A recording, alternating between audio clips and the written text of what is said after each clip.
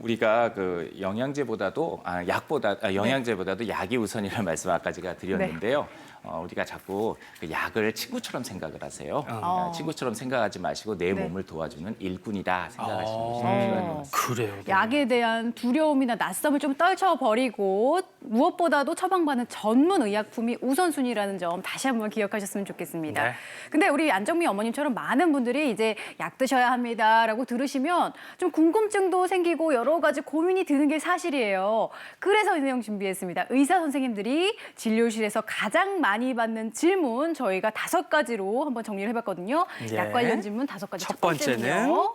고혈압, 고지혈증, 당뇨약은 한 번 먹으면 평생 먹는다.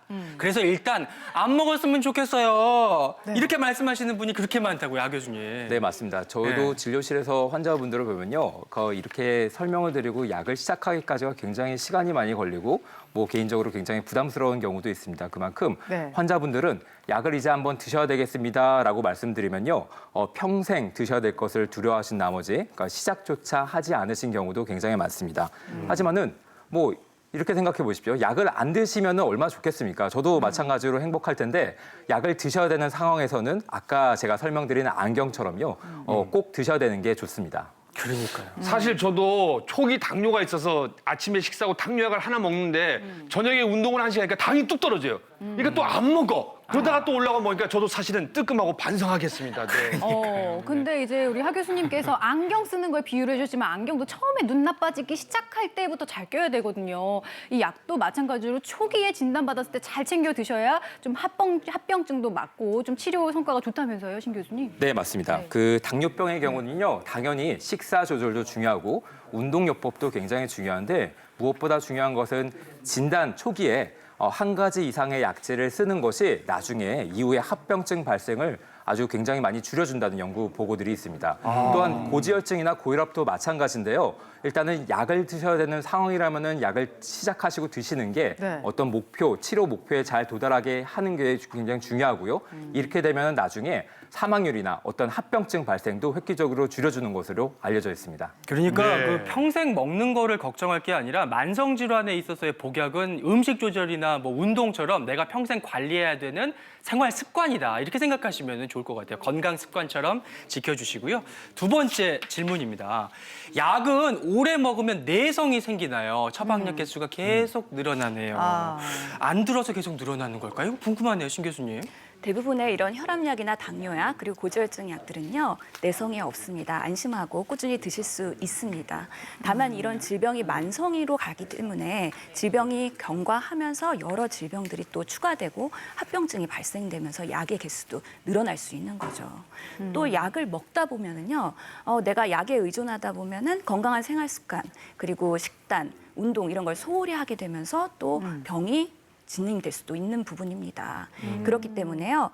약의 개수도 중요하지만 건강한 생활 습관을 하시면서 꾸준히 내가 먹고 있는 약으로 인해서 잘 조절되고 있는지 혈압과 혈당을 체크해보는 거 아주 중요하겠습니다. 네, 그러니까 약을 반드시 드셔야 하는 거지만 약 드신다고 방심하지 마시고 생활 습관 관리 교정도 병행해야 된다는 점 그럼요. 꼭 기억하시기 바랍니다. 약과 관련된 질문 3번째 한번 열어볼게요. 3번째는 약을 매일 한 주먹씩 먹습니다. 간이 상하지 않을까요? 이런 생각 진짜 들죠. 많이 네, 저도 부모님 보니까 약통이 점점 뭐가 약이 개수가 늘어나니까 뭔가 좀 두려움이 생기긴 하더라고요. 예, 그렇습니다. 근데 자의적으로 본인이 약을 골라서 드시는 게 아니라 처방받은 것이라면은 사실 큰 문제는 없습니다. 왜냐하면요, 사람의 뭐 체중이나 나이, 또 간의 상황들, 또 드시고 계시는 다른 약과의 상호작용 용량을 다 고려해서 약을 처방해 주시거든요. 단 좀 우려해야 될 거는 3가지가 있는데요. 네. 일단 사람마다 유전적, 체질적인 차이가 있을 수는 있습니다. 그래서 예기치 않게 어떤 부작용이 생길 가능성은 있고요. 네. 둘째는 의사 선생님과 처방하시는 의사 선생님 또 투약하시는 약사 선생님과 의사소통이 잘 안 될 때예요. 그러니까 내가 먹고 있는 약이나 질병이나 또 다른 것들이 있다면 솔직하게 그때그때 말씀을 해주셔야 되는데 그게 좀 불비했을 때 생길 수 있는 부작용. 3번째 같은 경우는요. 네. 지시받은 대로 이행을 안 했을 때예요. 예, 제때 시간을 지키지 않거나 여러 가지 복약 지도 사항을 지키지 않았을 때는 부작용이나 약물 상호작용이 생길 수가 있죠. 그래서 무엇보다도 중요한 건요. 일단은 보건 전문 의료인과 잘 소통하는 것이 굉장히 필요합니다. 네. 자기 자의적으로 줄이거나 늘리는 건 위험하고요. 그러니까요. 그러니까 내가 먹는 여러 가지 약들을 종합적으로 복약 상담할 수 있는 우리 동네 주치의 선생님, 우리 동네 약사 선생님을 정해놓고 상담 받으시는 것도 현명한 방법일 것 같습니다. 자, 네 번째 볼게요. 이제 관리가 잘 되는 것 같은데 약을 줄이거나 좀 끊을 수 있을까요? 좀 덜 아프면은 사람이 이런 생각이 스물스물 나기 시작하죠. 예, 어떤가요? 네. 예, 가능합니다. 실제로 만성질환이라고 하면은 네. 평생 먹어야 된다고 알고 있지만 조절이 잘 되는 상황에서는 줄이거나 끌어보는 시도를 해볼 수도 있습니다. 하지만 가장 걱정되는 거는 스스로 임의로 중단한다. 아니면 조기에 본인이 중단한다. 이렇게 되면 오히려 재발이 되기 때문에 병을 악화시킬 수 있거든요. 점진적으로 줄이는 시도를 담당 의사와 상담하에서 해볼 수는 있습니다. 아니 뭐 앞질문과 비슷할 텐데 그러면은 의사 선생님이 지시를 하고 약사 선생님 처방을 내린 대로 약을 꾸준히 365일 잘 먹는 개근상을 탔어요. 네. 그리고 또 운동 습관도 바꿨어요. 오. 그러면 왜 사람들이 이렇게 먹냐? 약을 끊고 싶고 줄이고 싶은데 이거 정말 가능할까요? 저 같은 사람? 네, 맞습니다. 자, 고혈압 아까 있으시다고 하셨죠? 네. 예, 고혈압 같은 경우에는요, 체중을 줄이시는 거 아니면은 음식을 드실 때 싱겁게 드시는 거 있지 않습니까? 그렇게 되면은 혈압이 한 10에서 20 밀리미터 머큐리 정도를 감량할 수 있기 때문에 약제를 많이 드시다가 약간 줄일 수도 있고요. 네. 심지어 끊을 수도 있습니다. 당뇨도 마찬가지거든요.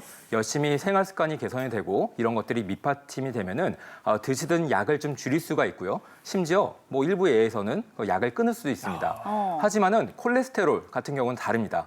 이게 네. 고지혈증 때문에 약을 드셔야 되는 상황이라면은 운동하시고 식생활을 개선하시는 것도 굉장히 도움이 많이 되는데 그것만으로는 충분하지는 않습니다. 그래서 고지혈증 때문에 약을 드신다라고 하시면은 운동 습관이나 식생활이 개선이 되더라도 네. 약을 계속 드셔야 될 가능성이 매우 높습니다.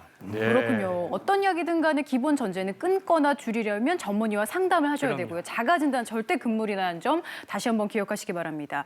진료실에서 의사 선생님들이 약 관련 받는 가장 많이 받는 질문 마지막은 바로 이거예요. 약 대신 건강기능식품이나 음식으로 대체하고 싶은데 안 될까요?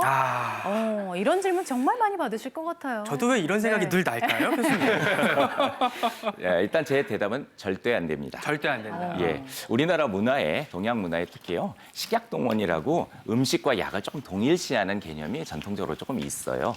그런데 사실은 약과 음식을 동일시하는 개념은요 마치 서울과 부산을 가는데 네. 고속버스와 자전거를 타고 가는 여행이 똑같다라고 생각하는 착각이라고 할 수가 있다고 제가 말씀드리고 싶어요. 왜냐하면요 여행의 질도 다르고 속도도 다르고 안락감도 다름에도 불구하고 효과도 다른데 그게 어쨌든 부산까지 가면 되지 않냐라는 생각을 하게 된다라는 거죠. 그래서 저는 절대 이걸 권하지 않습니다. 약과 음식을 동일한 선상에서 놓고 보는 것은 사실 바람직하지 않은 태도입니다. 네. 그야말로 뭐 음식은 음식일 뿐이지 약으로 맹신해서는 안 될 것 같고요. 평소에 건강 증진 차원에서 골고루 챙겨 드시는 거 이렇게 정리하면 될 것 같습니다. 저희 제작진 앞으로 복약 상담 신청해 오신 분들이 참 많은데 네. 두 번째 어머님 직접 나와 계십니다. 한번 만나볼게요. 우리 이준혜 어머님 잘 나오셨고요. 안녕하세요. 예, 안녕하세요. 아유 얼굴 이준혜입니다. 뵈면 건강해 보이시는데 약을 그렇게 드신다고요. 네. 예. 어떠셔요? 네, 예. 복용 중인 약이 제가요. 준비가 돼 있네요. 네. 약도 아무것도 안 먹다 5년 전에 제가 뇌경색이로 아이고. 그래가지고서 약을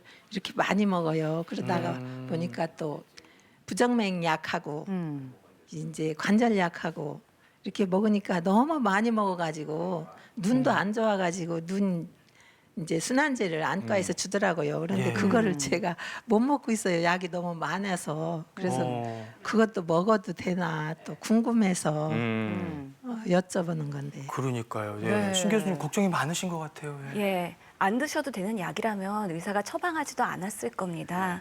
우선은 끊은 약에 대한 상호작용에 대해서는요, 담당 약사나 의사와 확인해 보시는 게 가장 중요합니다. 우리가 약을 먹는 목적은요, 질병의 증상을 치료하는 목적도 있긴 하지만요, 그 질병으로 인해서 발생할 수 있는 합병증이나 다른 질병을 관리하고 예방하는 효과도 있기 때문에요, 네. 임의로 끊는 거에 대해서는 권고드리지 않습니다. 네, 근데 한 가지 짚어볼게요. 보니까 무릎 아프고 눈 그리고 네. 뇌경색 하다 보니까 각기 다른 부위가 아프다 보니까 병원도 다른 데서 진단받고 그렇죠. 과도 다른 데서 진단받다 보니까 요거를 좀 통합하거나 뭔가 방법이 좀 있을 것 같다는 고민이 들거든요. 네, 맞습니다. 그 다른 의료기관에서 처방받는 약이라도요, 저희 전산상에 DUL라고 해서 네. 그 처방산 전산상에 뜨는 경우가 많습니다. 그래서 그렇게 확인이 되고요. 하지만은 이 전산상에서 뜨지 않고 걸러지지 않는 경우가 굉장히 또 많이 있을 수 있습니다. 특히나 서로 다른 약이 서로 복용하면 안 되는 경우에는 그 위험성이 커지기 때문에 반드시 가장 좋은 방법은요, 어머님, 네. 그 진단서를, 그러니까 처방전을 받으셔가지고 네. 다른 의료기관에 내원하실 때 그 네. 처방전을 들고 가시는 거죠. 아. 그렇게 하면요, 그 다른 의료기관에서 의사 선생님이 보시다가 아 이거는 같이 쓰면 안 되는 약입니다라고 확인이 가능하기 때문에 가장 좋은 방법일 것 같습니다. 네. 그렇군요. 처방전을 하나 챙겨가시거나 아니면 처방전을 사진 찍어서 준비하시거나 네. 그것도 귀찮으시면 약봉지를 직접 가져가시는 것도 좋은 아니면 방법일 것 스마트폰 같아요. 찍어 놓으셔도 될 것 같아요. 네. 그렇죠. 예. 또 궁금한 점 있으시다고요, 어머니? 궁금한 점이요. 예. 네. 제가요 그 약을 조금 줄이고 보조식품을 조금 먹어도 될까요? 또 말씀드린 거의 연장인데요. 어머님들은 왜 이렇게 보조식품을 좋아하시는지. 일단은 두 가지 오류가 네. 있어요. 약을 줄이고 싶으시다라고 해서 마음대로 줄이시면 안 되고요. 그 약 대신에 또 건강식품이나 식품으로 대체하는 것도 아까 말씀드린 대로 권하지는 않습니다. 왜냐하면요, 우리가 약물의 개수를 줄이려고 의료진들이 계속 노력을 합니다. 그래서 뭐 10대 개도 드시는 분도 계시는데 그걸 한 자릿수 이하로 줄이려는 노력을 하거든요. 그렇게 해서 약을 줄이는 대신에 또 원가 허전해서 다른 건강기능식품을 추가하려고 하는 그런 조바심은 굳이 내실 필요 없을 것 같습니다. 네.